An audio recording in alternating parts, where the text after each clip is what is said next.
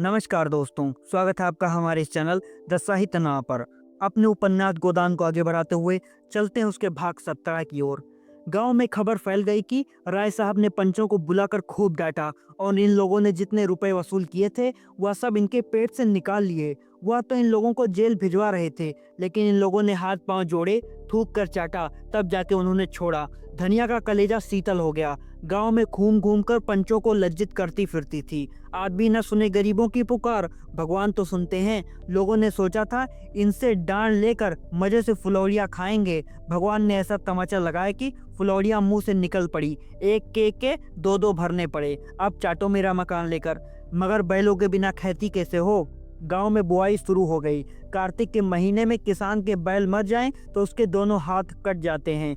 होरी के दोनों हाथ कट गए थे और सब लोगों के खेतों में हल चल रहे थे, बीज डाले जा रहे थे। कहीं कहीं गीत की ताने सुनाई देती थी। होरी के खेत किसी अनाथ अबला के घर की भांति शून्य पड़े थे। पुनिया के पास भी गोई थी, शोभा के पास भी गोई थी, मगर उन्हें अपने खेतों की बुआई से कहाँ फुर्सत कि होरी की बुआई करें। होरी दिन भर इधर उधर मारा मारा फिरता था। कहीं इसके खेत में जा बैठता, कहीं उसकी बुआई करा देता। इस तरह कुछ अनाज मिल जाता। धनिया, रूपा, सोना सभी दूसरों की बुआई में लगी रहती थीं। जब तक बुआई रही पेट की रोटियां मिलती गईं। विशेष कष्ट न हुआ। मानसिक वेदना तो अवश्य होती थी, पर खाने को भर को भी मिल जाता था। रात को नित्य स्त्री पुरुष में जोड़ी सी लड़ाई हो जाती थी। यहाँ तक कि कार्तिक का महीना बीत गया और गांव में मजदूरी मिलनी भी कठिन हो गई। अब सारा दरमदार ऊख पर था जो खेतों में खड़ी थी। रात का समय था, सर्दी खूब पड़ी रही थी।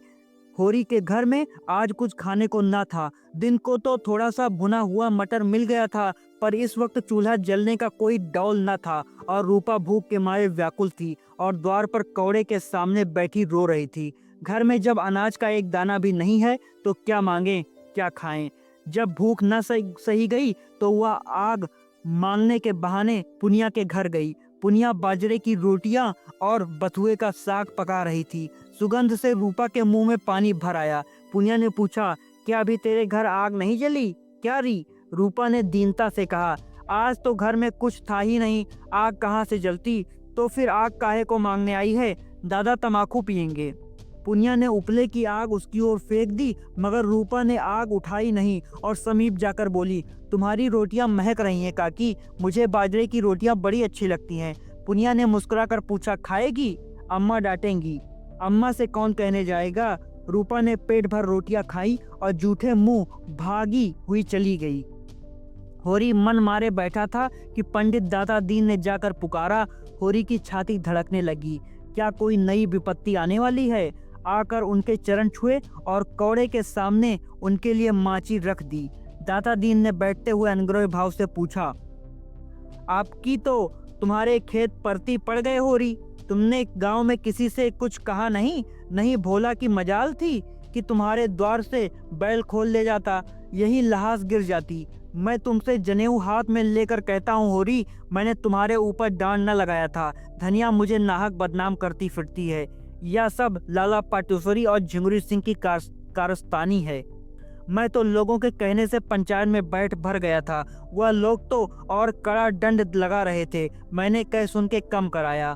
मगर अब सब जाने फिर पर हाथ धरे बैठे हैं। समझते थे यहाँ उन्हीं का राज है, या न जानते थे कि गांव का राजा कोई और है। तो अब अपने खेतों की बुआई का क्या इंतजाम कर रहे हो? होरी ने करुण कंठ से कहा, क्या बताऊं महाराज, पढ़ती रहेंगे या तो बड़ा अनर्थ होगा। भगवान की यही इच्छा है तो अपना क्या बस। मेरे देखते तुम्हारे खेत कैसे पड़ती रहेंगे। कल मैं तुम्हारी बुआई करा दूंगा। अभी खेतों में कुछ तरी है, उपज 10 दिन पीछे होगी, इसके सिवा और कोई बात नहीं।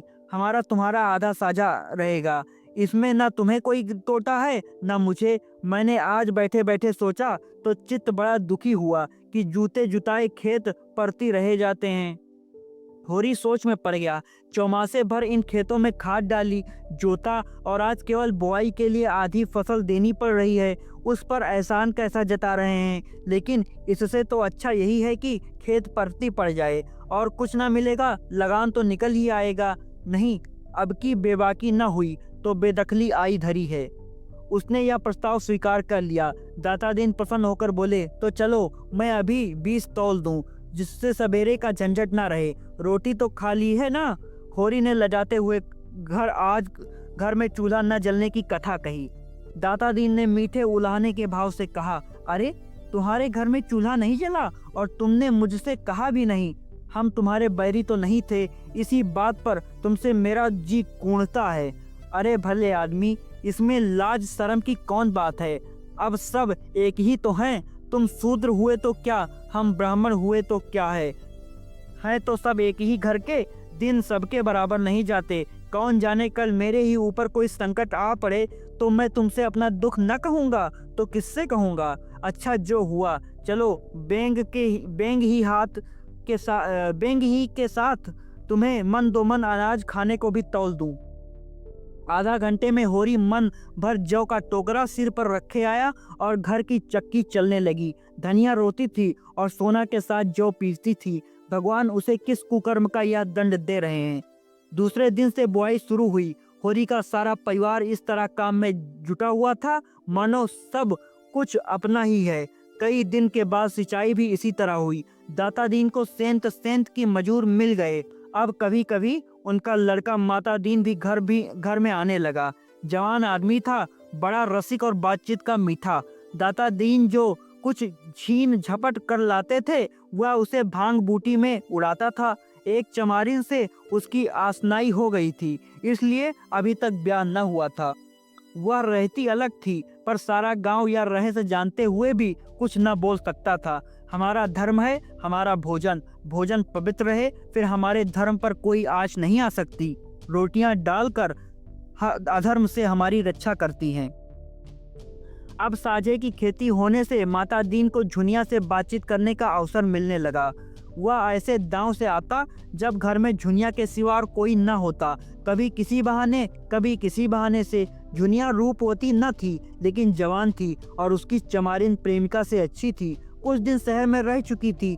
पहनना ओढ़ना बोलना चालना जानती थी और लज्जाशील भी थी, जो स्त्री का सबसे बड़ा आकर्षण है। माता दीन कभी कभी उसके बच्चे को गोद में उठा लेता और प्यार करता। झुनिया निहाल हो जाती थी।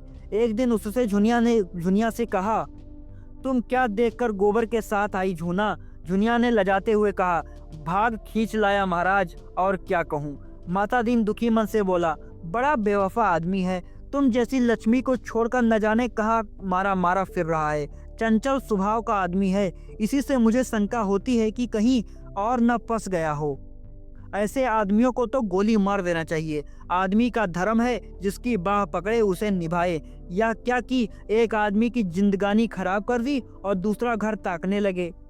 युवती रोने लगी। माता दीन के इधर उधर ताक कर उसका हाथ पकड़ लिया और समझाने लगा, तुम उसकी क्यों परवाह करती हो झूना? चला गया चला जाने दो। तुम्हारे लिए किस बात की कमी है? रुपया पैसा गहना कपड़ा जो चाहो मुझसे लो। झुनिया ने धीरे से हाथ छुड़ा लिया और पीछे हटकर बोली, सब तुम्हारी दया है महाराज। मैं तो कहीं की न रही, घर से भी गई यहाँ से भी गई। न माया मिली न राम ही हाथ आए। दुनिया का रंग ढंग न जानती थी। इसकी मीठी मीठी बातें सुनकर जाल में फंस गई। माता दीन ने गोबर की बुराई करनी शुरू की। वह तो निरा लफंगा है, घर का न घाट का। जब देखो माँ बाप से लड़ाई, कहीं पैसे पा जाए जट जुआ खेल डालेगा। चरस और गांजे में उसकी जान बसती थी। सौहार्दों के साथ घूमना, बहू बेटियों को छेड़ना, यही उसका काम था। थानेदार साहब बदमाशी में उसका चालान करने वाले थे। हम लोगों ने बहुत खुशामद की, तब जाकर छोड़ा। दूसरों के खेत खलिहान से अनाज उड़ा लिया करता।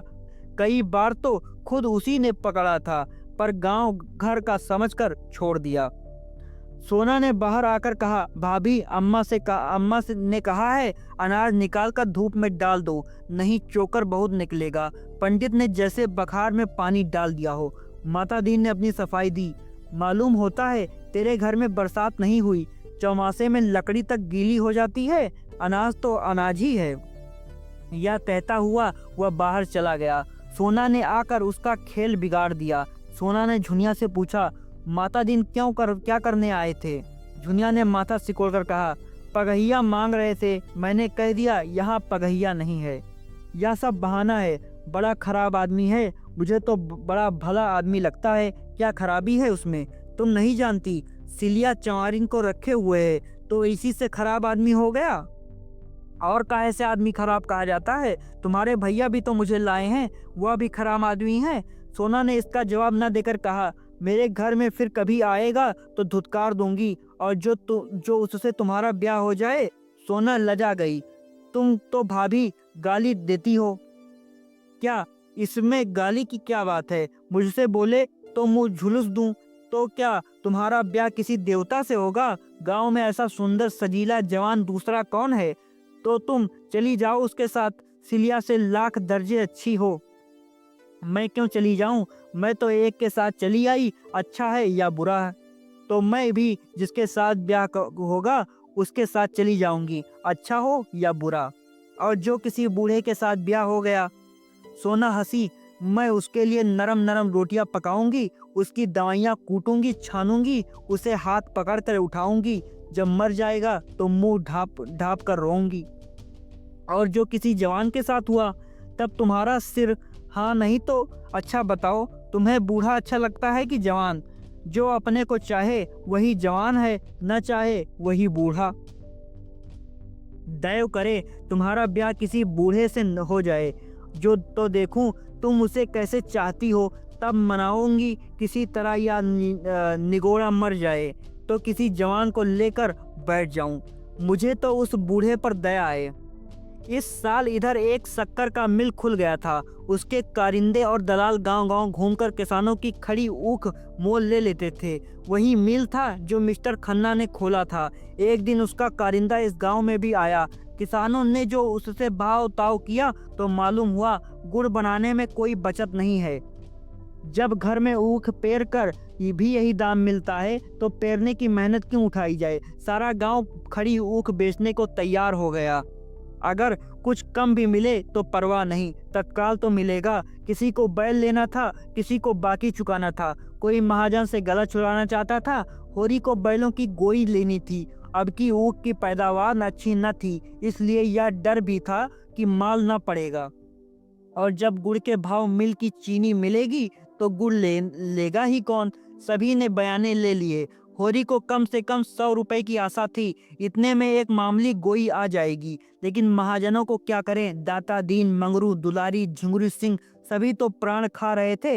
अगर महाजनों को देने लगेगा तो 100 रुपए सूद भर भी को भी ना होंगे। कोई ऐसी जुगत न सूझती थी कि ऊख के रुपए हाथ में आ जाएं और किसी को खबर ना हो। जब बैल घर आ जाए तो कोई क्या कर लेगा? गाड़ी लदेगी तो सारा गांव देखेगा ही। तवल भर जो रुपए मिलेंगे वह सबको मालूम हो जाएंगे। संभव है मंगरू और दाता दीन हमारे साथ साथ रहे। इधर रुपए मिले, उधर उन्होंने गर्दन पकड़ी। शाम को गिरधर ने पूछा, तुम्हारी ऊख कब तक जाएगी होरी काका? होरी ने झांसा दिया, अभी तो कुछ ठीक नहीं है भाई, तुम कब तक ले जाओगे? गिरधर ने भी झांसा दिया, अभी तो मेरा भी कुछ ठीक नहीं है काका। और लोग भी इसी तरह की उड़न घाइयां बताते थे। किसी को किसी पर विश्वास न था। झिंगुरी सिंह के सभी ऋणिया थे और सबकी यही इच्छा थी कि झिंगुरी सिंह के हाथ रुपए न पड़ने पाए। नहीं, वह सब का सब हजम कर जाएगा। और जब दूसरे दिन आसामी फिर रुपए मांगने जाएंगे तो नया कागज, नया नजराना, नई तहरीर। दूसरे दिन शोभा आकर बोला, दादा कोई ऐसा उपाय करो कि झुंगरी सिंह को हैजा हो जाए, ऐसा गिरे कि फिर न उठे। होरी ने मुस्कुराकर कहा, क्यों, उसके बाल बच्चे नहीं हैं? उसके बाल बच्चों को देखे कि अपने बाल बच्चों को देखें? वह तो दो दो मेहरियों को आराम से रखता है। यहाँ तो एक को रूखी रोटी भी मैसर नहीं, सारी जमा ले लेगा, एक पैसा भी घर न लाने देगा।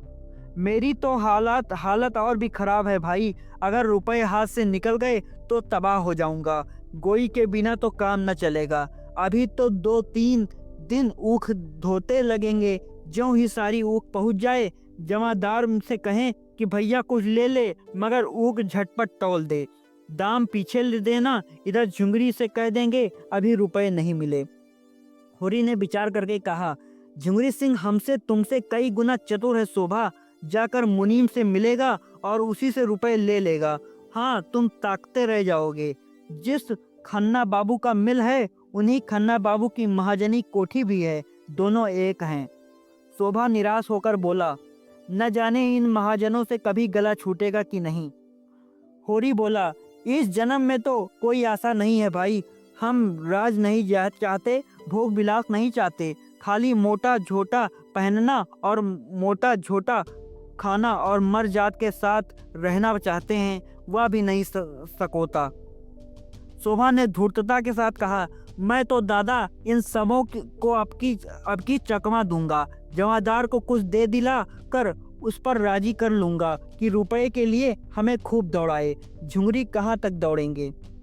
होरी ने हंस कर कहा, यह सब कुछ न होगा भैया, कुशल इसी में है कि झुंगरी सिंह के हाथ पांव जोड़ो, हम जाल में फंसे हुए हैं। जितना ही फड़फड़ाओगे उतना ही जकड़ते जाओगे। तुम तो दादा बूढ़ों की सी बातें कर रहे हो।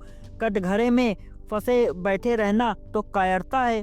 फंदा और जकड़ जाए बला से, पर गला छुड़ाने के लिए जोर से लगाना ही पड़ेगा।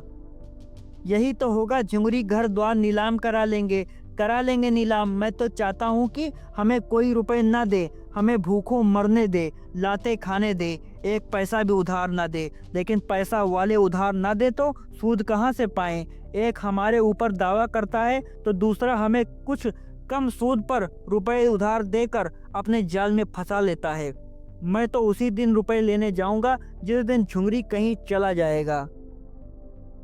होरी का मन भी विचलित हुआ। हाँ, यह ठीक है, ऊख तुलवा देंगे, रुपए दांव तांव देखकर घर ले आएंगे। बस यही चाल चलो। दूसरे दिन प्रातःकाल गांव के कई आदमियों ने ऊख काटनी शुरू की। होरी भी अपने खेत में गणासा लेकर पहुंचा। उधर से शोभा भी उसकी मदद को आया। पुनिया, झुनिया, कोनिया, सोना अभी खेत में जा पहुंची। कोई ऊख काटता था, कोई छीलता था, कोई पूले बांधता था। महाजनों ने जो ऊख कटते हुए देखी तो पेट में चूहे दौड़े। एक तरफ से दुलारी दौड़ी, दूसरी तरफ से मंगरू शाह, तीसरी ओर से मातादीन और पटेश्वरी और झुंगरी सिंह के प्यादे। दुलारी हाथ पांव में मोटे मोटे चांदी के कड़े पहने, कानों में सोने का झुमका, आंखों में काजल लगाए, बूढ़े यवन को रंगे रंगाए आकर बोली, पहले मेरे रुपए दे दो, तब वो काटने दूंगी। मैं जितना गम खाती हूँ उतना ही तुम शेर होते हो। 2 साल से एक ढेला सूद नहीं दिया, 50 तो मेरे सूद के होते हैं। होरी ने घिघिया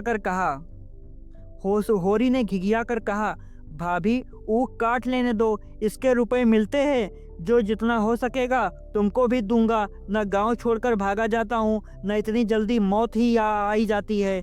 खेत में खड़ी ऊख तो रुपए न देगी। दुलारी ने उसके हाथ से गंडासा छीन कर कहा, नियत इतनी खराब हो गई है तुम लोगों की, तभी तो बरकत नहीं होती। आज 5 साल हुए होरी ने दुलारी से 30 रुपए लिए थे। 3 साल में उसके 100 रुपए हो गए। तब स्टाम्प लिखा गया। 2 साल में उस पर 50 रुपया सूद चढ़ गया था। होरी बोला, सहुआइन, नियत तो कभी खराब नहीं की और भगवान चाहेंगे तो पाई पाई चुका दूंगा। हाँ, आजकल तंग हो गया हूँ, जो चाहे कह लो। सहुआइन को जाते देर नहीं हुई कि मंगरू शाह पहुंचे। काला रंग तोंद, कमर के नीचे लटकती हुई, 2 बड़े बड़े दांत सामने जैसे काट खाने को निकले हुए, सिर पर टोपी, गले में चादर। उम्र अभी 50 से ज्यादा नहीं, पर लाठी के सहारे चलते थे।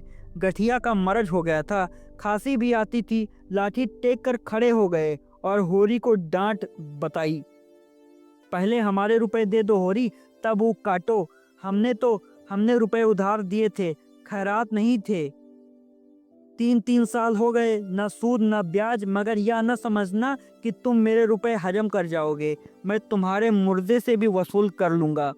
शोभा मस्खरा था, बोला, तब काहे को घबराते हो साहजी, इनके मुर्दे ही से वसूल कर लेना। नहीं, 1-2 साल के आगे पीछे दोनों ही सरग में पहुंचोगे, वहीं भगवान के सामने अपना हिसाब चुका लेना। मंगरू ने शोभा को बहुत बुरा भला कहा, जमा मार, बेईमान इत्यादि। लेने की बेर तो दुम हिलाते हो, जब देने की बारी आती है तो गुर्राते हो। घर बिकवा लूंगा, बैल बांधिए नीलाम करवा लूंगा। शोभा ने फिर छेड़ा, अच्छा ईमान से बताओ सा, कितने रुपए दिए थे, जिसके अब 300 रुपए हो गए हैं। जब तुम साल के साल सूद न दोगे तो आप ही बढ़ेंगे। पहले पहल कितने रुपए दिए थे तुमने? 50 ही तो। कितने दिन हुए? या भी तो देख, 5-6 साल हो गए होंगे, 10 साल हो गए होंगे पूरे, 11वां जा रहा है। 50 रुपए के 300 रुपए लेते तुम्हें जरा भी शर्म नहीं आती? शर्म कैसी, रुपए दिए हैं कि खैरात मांगते हुए। होरी ने उन्हें भी चिरौरी विनती करके विदा किया। दाता दीन ने होरी के साझे में खेती की थी, बीज देकर आधी फसल ले लेंगे। इस वक्त कुछ छेड़छाड़ करना नीति विरुद्ध है। जिंगरू सिंह ने मिल के मैनेजर से पहले ही सब कुछ कह सुन रखा था। उनके प्यादे गाड़ियां का पर ऊख लदवा कर नाव पर पहुंचा रहे थे। नदी गांव से आध मील दूर थी। एक गाड़ी दिन भर में 7-8 चक्कर कर लेती थी और नाव एक केचे में 50 गाड़ियां का बोझ लाद लेती थी। इस तरह किफ़ायत पड़ती थी। इस सुविधा का इंतजाम करके झुंगरी सिंह ने सारे इलाके को एहसान से दबा दिया था। तौल शुरू होते ही झुंगरी सिंह ने मिल के फाटक पर आसन जमा लिया। हर एक की ऊख तौलाते थे, दाम का पुर्जा लेते थे, खजांची से रुपए वसूल करते थे और अपना पावना काट कर आसामी को दे देते थे। आसामी कितना ही रोए चीखे, किसी की ना सुनते थे। मालिक का यही हुक्म था, उनका क्या बस। होरी को 120 रुपए मिले। उनमें से झुंगरी सिंह ने अपने पूरे रुपए सूद समेत काट कर कोई 25 रुपए होरी को हवाले किए। होरी ने रुपए की ओर उदासीन भाव से देखकर कहा, यह लेकर मैं क्या करूंगा ठाकुर, या भी तुम ही ले लो, मेरे लिए मजूरी बहुत मिलेगी। झुंगरी सिंह ने 2500 रुपए जमीन पर फेंक कर कहा, लो या फेंक दो, तुम्हारी खुशी। तुम्हारे कारण मालिक की घुड़कियां खाई और अभी राय साहब सिर पर सवार हैं कि डांट के रुपए अदा करो। तुम्हारी गरीबी पर दया करके इतने रुपए दिए देता हूँ, नहीं एक ढेला भी ना देता। अगर राय साहब ने सख्ती की तो उल्टे और घर से देने पड़ेंगे। होरी ने धीरे से रुपए उठा लिए और बाहर निकला कि नोखेराम ने ललकारा। होरी ने जाकर 2500 रुपए उनके हाथ पर रख दिए और बिना कुछ कहे जल्दी से भाग गया। उनका सिर चक्कर खा रहा था। शोभा को इतने ही रुपए मिले थे। वह बाहर निकला तो पटेश्वरी से ने घेरा। शोभा बरस पड़ा, बोला, मेरे पास रुपए नहीं हैं, तुम्हें जो कुछ करना हो कर लो। पटेश्वरी ने गर्म होकर बोला, ऊख बेची है कि नहीं? हाँ बेची है। तुम्हारा यही वादा तो था कि ऊख बेचकर रुपया दूंगा। हाँ था तो फिर क्यों नहीं देते? और सब लोगों को दिए हैं कि नहीं? हाँ दिए हैं। तो मुझे क्यों नहीं देते? मेरे पास अब जो कुछ बचा है वह बाल बच्चों के लिए है। पटेश्वरी ने बिगड़ कर कहा, तुम रुपए दोगे? शोभा और हाथ जोड़कर, और आज ही? हाँ अभी जितना चाहो बहक लो। एक रपट में जाओगे 6 महीने को, पूरे 6 महीने को, ना एक दिन बेस न एक दिन कम। या जो नित्य जुआ खेलते हो वह एक रपट में निकल जाएगा। मैं जमींदार या महाजन का नौकर नहीं हूँ, सरकार बहादुर का नौकर हूँ, जिसका दुनिया भर में राज है और जो तुम्हारे महाजन और जमींदार दोनों मालिक हैं। पटेश्वरी लाल आगे बढ़े। शोभा और होरी कुछ दूर चुपचाप चले, मानो इस धिक्कार ने उन्हें संज्ञाहीन कर दिया हो। तब होरी ने कहा, शोभा इसके रुपए दे दो, समझ लो ऊख में आग लग गई थी। मैंने भी यही सोचकर मन को समझाया है। शोभा ने आहत कंठ से कहा, हाँ दे दूंगा दादा, न दूंगा तो जाऊंगा कहाँ। सामने से गिरधर ताड़ी पिए झूमता हुआ चला आ रहा था। दोनों को देखकर बोला, झुंगरिया ने सारे का सारा ले लिया होरी काका, चबेना को भी एक पैसा न छोड़ा, हत्यारा कहीं का। रोया गिड़गिड़ाया पर इस पापी को दया न आई। शोभा ने कहा, ताड़ी तो पिए हुए हो, उस पर कहते हो एक पैसा भी न छोड़ा। गिरधर ने पेट दिखाकर कहा, सांझ हो गई, जो पानी की बूंद भी एक कंठ तले गई हो तो गौ मांस बराबर। एक इकट्ठी मुंह में दबा ली थी तो उसकी ताड़ी पी ली। सोचा साल भर पसीना गारा है तो एक दिन ताड़ी को पी लूं। मगर सच कहता हूँ नशा नहीं है। एक आने में क्या नशा होगा। हाँ झूम रहा हूँ जिसमें लोग समझें खूब पिए हुए हैं। बहुत अच्छा हुआ काका, बेबाकी हो गई। 20 लिए उसके 160 भरे कुछ हद तक। होरी घर पहुंचा तो रूपा पानी लेकर दौड़ी। सोना चिलम भर लाई। धनिया ने चबेना और नमक लाकर रख दिया और सभी आशा भरी आंखों से उसकी ओर ताकने लगी। जुनिया भी चौखट पर खड़ी हुई थी। होरी उदास बैठा था, कैसे मुंह हाथ धोए, कैसे चबेना खाए। ऐसा लज्जित और ग्लानित था मानो हत्या करके आया हो। धनिया ने पूछा, कितने की तौल हुई? 120 मिले, पर सब वहीं लुट गए। ढेला न भी ना बचा। धनिया सिर से पांव तक भस्म हो उठी। मन में ऐसा उद्वेग उठा कि अपना मुंह नोच ले। बोली, तुम जैसा घामड़ आदमी भगवान ने क्यों रचा? कहीं मिलते तो उनसे पूछती। तुम्हारे साथ सारी जिंदगी तलक हो उठी। भगवान मौत भी नहीं देते कि जंजाल से जान छूटे। उठाकर सारे रुपए बहनोइयों को दे दिए। अब और कौन आमदनी है जिससे गोई खाएगी? हल में क्या मुझे जोतोगे या आप जोतोगे? मैं कहती हूँ तुम बूढ़े हो, तुम्हें इतनी अक्ल भी नहीं आई कि गोई भर के रुपए तो निकाल लेते। कोई आप तुम्हारे हाथ से छीन थोड़े लेता। पूछ की या ठंड और किसी की देह पर लत्ता नहीं। ले जाओ, सबको नदी में डुबा दो। सिसक सिसक कर मरने से तो एक दिन मर जाना ही अच्छा है। कब तक पुआल में घुसकर रात काटेंगे? और पुआल में घुस भी लें तो पुआल खाकर रहा तो ना जाएगा। तुम्हारी इच्छा हो घास ही खाओ, हमसे तो घास न खाई जाएगी। यह कहते कहते वह मुस्कुरा पड़ी। इतनी देर में उसकी समझ में यह बात आने लगी थी कि महाजन जब सिर पर सवार हो जाएं और अपने हाथ में रुपए हों और महाजन जानता हो कि इसके पास रुपए हैं, तो आसामी कैसे अपनी जान बचा सकता है। होरी सिर नीचा किए अपने भाग्य को रो रहा था। धनिया का मुस्कुराना उसे न दिखाई दिया। बोला, मजूरी तो मिलेगी, मजूरी करके खाएंगे। धनिया ने पूछा, कहाँ है इस गांव में मजूरी, और कौन मुंह लेकर मजूरी करोगे? महतो नहीं कहलाते। होरी ने चिलम ने के कई कस लगाकर कहा, मजूरी करना कोई पाप नहीं। मजूर बन जाएं तो किसान हो जाना है, किसान बिगड़ जाए तो मजूर हो जाता है। मजूरी करना भाग्य में न होता तो यह सब विपत क्यों आती? क्यों गाय मरती? क्यों लड़का नालायक निकल जाता? धनिया ने बहू और बेटियों की ओर देखकर कहा, तुम सब की सब क्यों घेरे खड़ी हो? जाकर अपना अपना काम देखो। वह और है जो हाट बाजार से आते हुए तो बाल बच्चों के लिए 2-4 पैसे की कोई चीज ले आते हैं।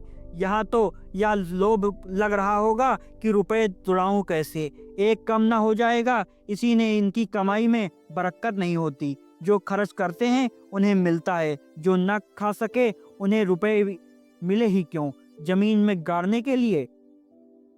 होरी ने खिलखिला कर कहा, कहाँ है वह गाड़ी हुई धाती? जहाँ रखी है वही होगी। रोना तो यही है कि यह जानते हुए भी पैसे के लिए मरते हो। 4 पैसे की कोई चीज लाकर बच्चों के हाथ पर रख देते तो पानी में न पड़ जाते। झुमरी ने, तुम कह देते कि 1 रुपया मुझे दे दो, नहीं मैं तुम्हें 1 पैसा न दूंगा, जाकर अदालत में लेना, तो वह जरूर दे देता। होरी लज्जित हो गया। अगर वह झल्लाकर 2500 रुपये नोखेराम को न देता तो नोखे क्या कर लेते? बहुत होता बकाया पर 2-4 आना सूद ले लेते, मगर अब तो चूक हो गई। झुनिया ने भीतर जाकर सोना से कहा, मुझे तो दादा पर बड़ी दया आती है। बेचारे दिन भर के थके मांदे घर आए तो अम्मा कोसने लगी। महाजन गला दबाए थे तो क्या करते बेचारे? तो बैल कहाँ से आएंगे?